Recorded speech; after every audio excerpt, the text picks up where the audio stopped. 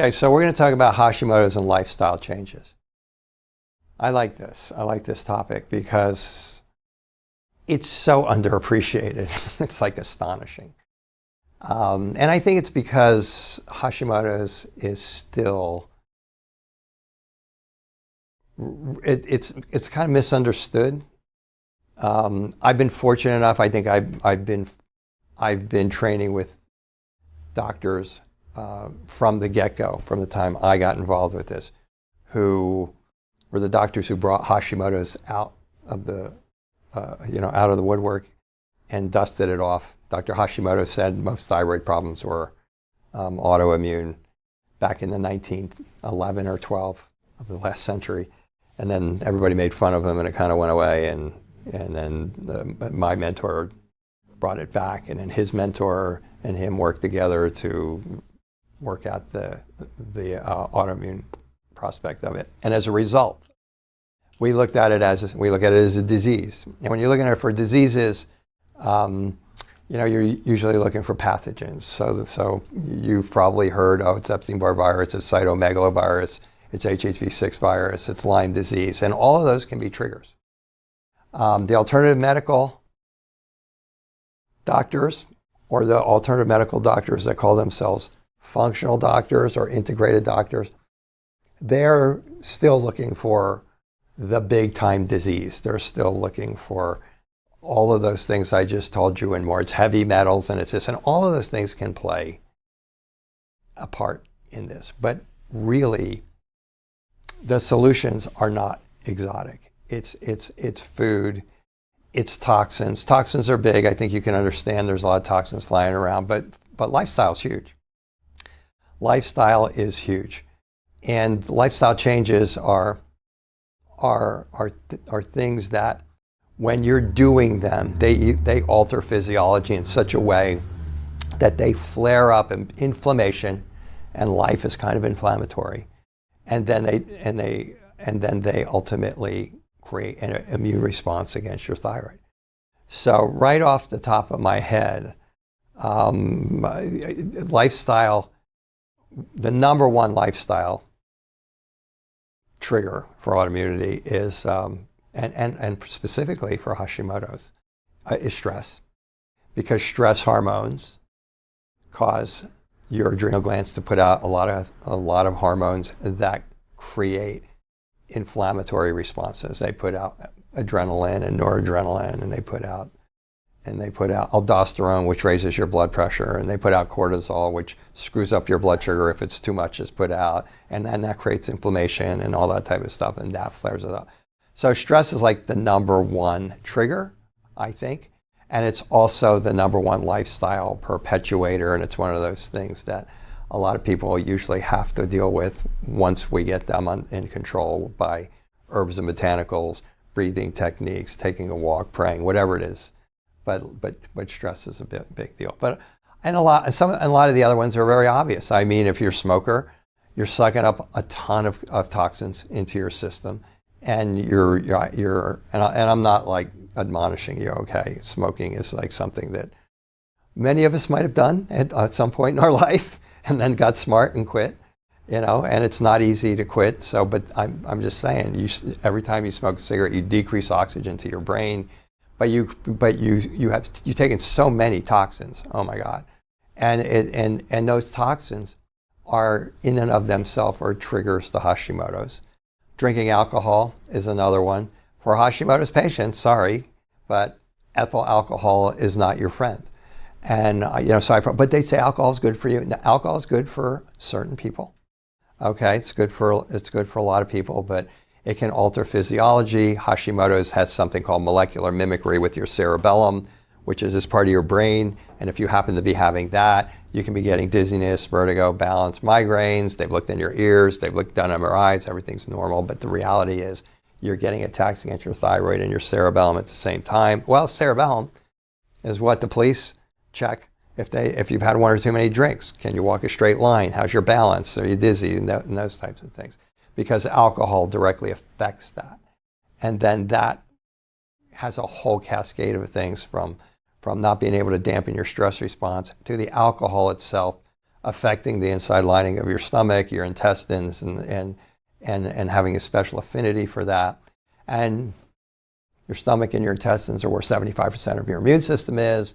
So when that starts getting a little inflamed, that has a perpetuating effect on it. Sleep is a big issue. So we go over sleep hygiene a lot with people, because if you're not sleeping, you're waking up in the middle of the night, you can't go back to sleep, you're in kind of a fight-flight syndrome, your blood sugar has dropped. All of this creates inflammatory responses. Plus, just sleep in and of itself. I think most people are getting the idea that you heal when you sleep. When you don't sleep, throws off your circadian rhythm. Your circadian rhythm is the time you go to bed and get up, which should be the same time all the time.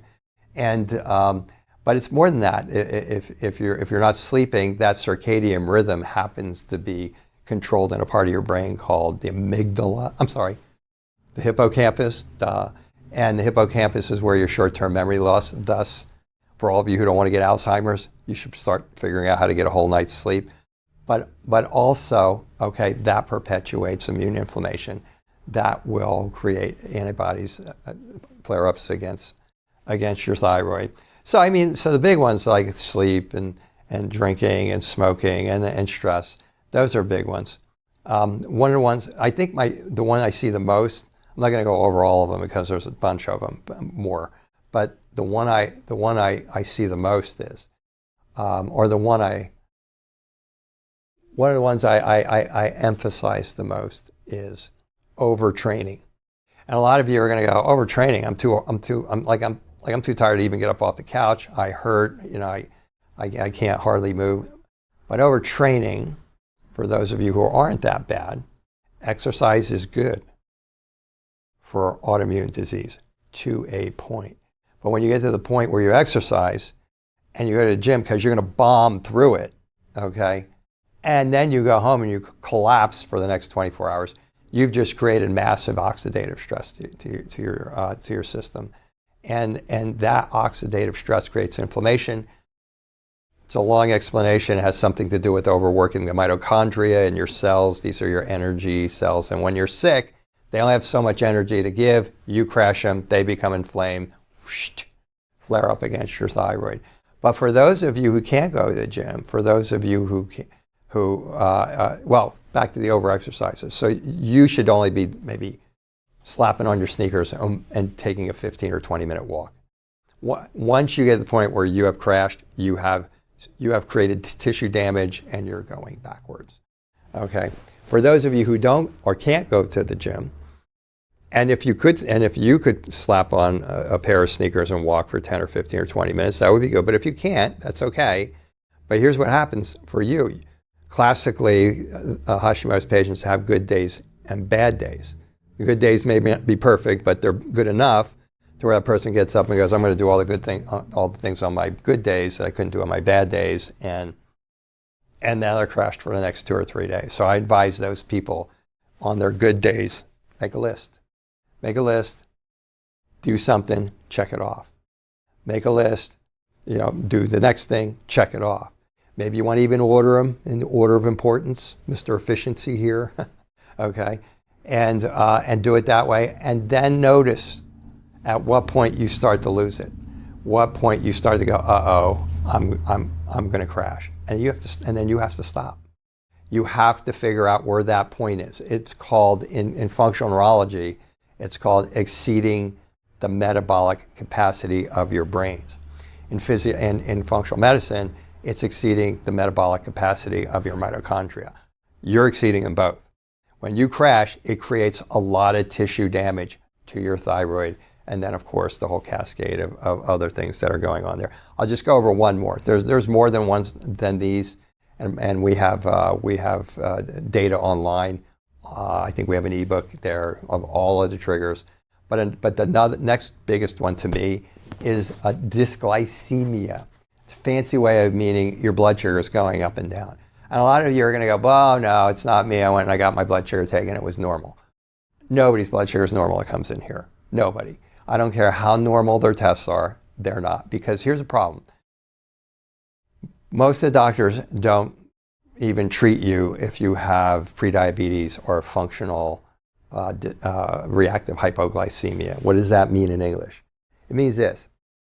If you have high blood sugar, a lot of doctors aren't going to treat you until your numbers, your A1C is above 6.5. But if you're between like 5.6, 5.8, and 6.5, you're pre-diabetic.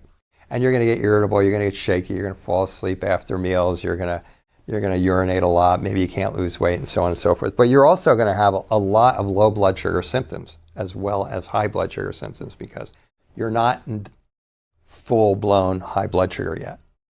So what happens is when you eat something junky or you eat too much or something like that and your blood sugar goes up, and then you go like, and you fall asleep and you're getting these pre-diabetic type symptoms, eventually the blood sugar goes back to normal, but your blood sugar doesn't drop back to normal. It goes past normal, the low. Now all of a sudden you're irritable, you're shaky, you're blurred vision, you're lightheaded, you're anxious, you want to choke your husband or your wife. And so this is pre-diabetes. Insulin resistance is the same thing. And you're primarily there and going down here. Well, your doctors, number one, most of them don't even do anything with that other than maybe tell you to go exercise and eat better. But the reality is pre-diabetes doesn't show up on labs. You'll have symptoms for 7 to 10 years before they show up on a lab.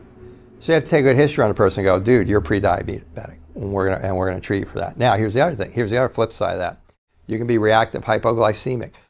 Why are these lifestyle changes? Because primarily they have to do with what you're eating, how frequently you're eating, how frequently you're not eating. If you're not eating enough, if you're not eating frequently enough, those are lifestyle issues until you get to like diabetes type 2. Back to reactive hypoglycemia. So basically, medical doctors don't tell you that you're hypoglycemic until your blood sugar glucose number is like below 65, 60, or 50, depending on the lab in the hospital, okay? By that time, you're getting like no blood sugar into your brain, into your nervous system, into your muscles, you're aching, you're passing out, you're like they're picking you up off the floor and sticking candy bars in your face, okay? And you're going like, but my lab tests are normal. Because that can happen long before you get to those numbers. It's called reactive hypoglycemia. In functional medicine, we say if your labs are between 60, I'll use the 61, and 85, you have low blood sugar.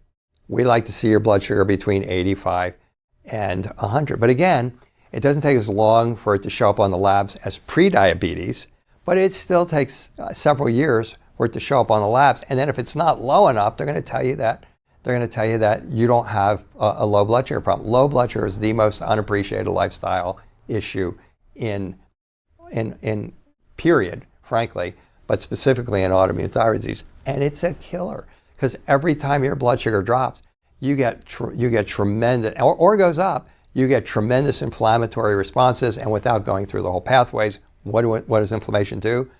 It flares up your immune system, and your immune system attacks your thyroid. And other things, like this is like the person who has these two things. And if you're low blood sugar and you eat and you feel better, you don't just go back to normal. Now you go to high blood sugar. So you have high and low blood sugar symptoms. And then you go into the doctor and they go, oh, your lab tests are normal. Here, I think you're becoming bipolar. Let me give you some medications for that. If you think I'm joking, I hear that 20 times a year.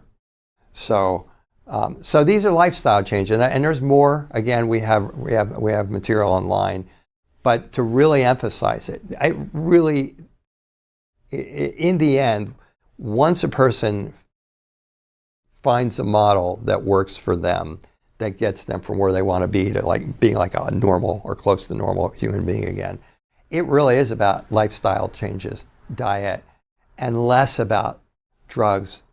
A lot less about drugs, and even a lot less about supplements at that point. So lifestyle changes are very big. I would encourage you to look online and see that the materials that we have relative to lifestyle change triggers, because they're about 25% of the 40 triggers that we know of for Hashimoto's thyroid disease.